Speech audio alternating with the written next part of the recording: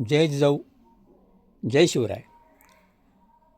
सध्या महाराष्ट्रातलं वातावरण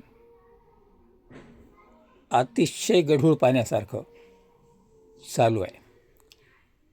जेव्हा मराठे आणि सरकार यांच्यामध्ये मुंबईमध्ये जो समझोता झाला आणि त्या समझोत्यामधून जो GR निघाला, त्या GRची फलनिष्पत्ती काय यावरून तर्कवितर्क चालू आहेत. काही मराठा अभ्यासकच हा GR फसवा आहे म्हणून याच्या विरोधात आहेत, तर विरोधक असणारे जे स्वतःला स्वयंघोषित समजतात, एका विशिष्ट समाजाचा नेता समजतात, त्यांनी रान माजवले.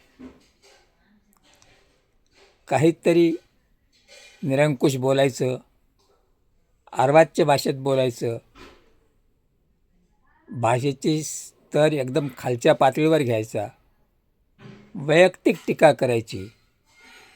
ज्याला कधी मतदानामध्ये 400च्या वर मतदान पडलं नाही, ज्याच्या उपोषणाला 200 माणसं कधी हजर राहिले नाहीत, अशा माणसाला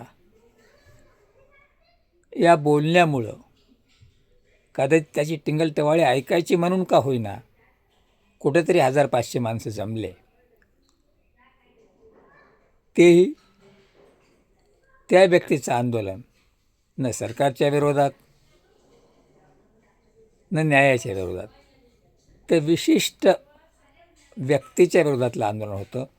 त्यात टार्गेट शरद पवार असतील, अजित पवार असतील अथवा मनोज जरांगे पाटील असतील, या पद्धतीचं आंदोलन.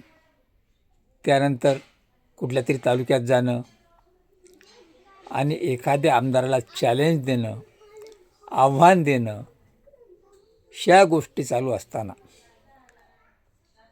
आता हे कुठपर्यंत सहन करायचं आणि याची परिणिती काय, म्हणून